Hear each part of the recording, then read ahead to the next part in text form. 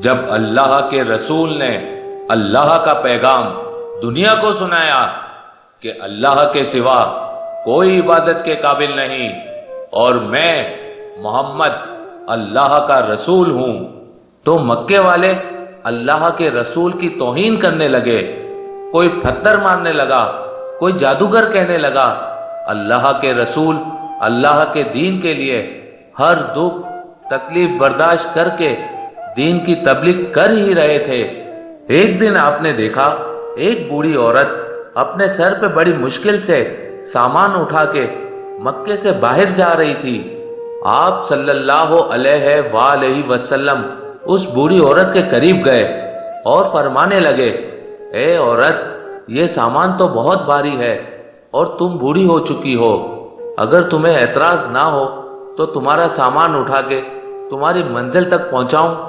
وہ بوڑھی عورت مسکرا کے کہنے لگی، اے نوجوان، اس سے بہتر اور کیا ہوگا؟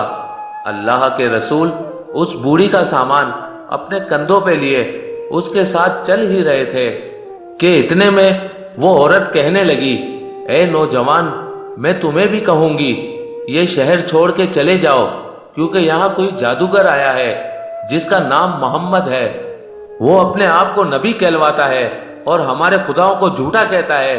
اس کے لفظوں میں اتنا جادو ہے، جو اس کی بات سنتا ہے وہ اس پہ ایمان لے آتا ہے۔ اے شخص، میں نے پوری زندگی اپنے بتوں کی عبادت کی ہے، میں نہیں چاہتی کہ اس زندگی کے آخری وقت میں اپنے خداؤں سے غافل ہو کر اس جادوگر کی باتوں میں آ جاؤں۔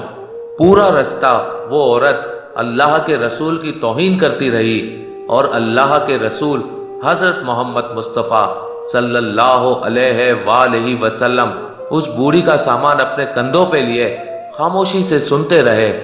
جب اس بوڑھی عورت کی منزل آ پہنچی، اللہ کے رسول نے اس کا سامان اس کے حوالے کیا اور جانے لگے۔ وہ عورت پوچھنے لگی، اے نوجوان، کون ہو تم؟ تم نے اپنا نام تو بتایا ہی نہیں۔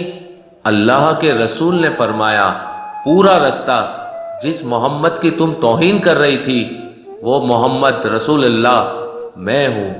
اس بوڑھی عورت نے جیسے ہی آپ کے چہرے کا نور اور اخلاق کو دیکھا، وہ قدموں پہ گر گئی اور رو کے کہنے لگی، میں نے اپنی پوری زندگی میں آپ جیسا شریف اور نیک انسان نہیں دیکھا۔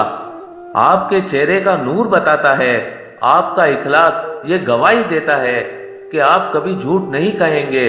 اگر آپ یہ فرما رہے ہیں کہ آپ اللہ کے رسول ہیں تو یقیناً یہ سچ ہوگا، آپ مجھے معاف کیجئے گا۔ اور اسی وقت وہ عورت آپ کے نبوت کی گواہی دے کر کلمہ پڑھ کر مسلمان بن گئی اور واپس مکے میں آ کر رہنے لگی۔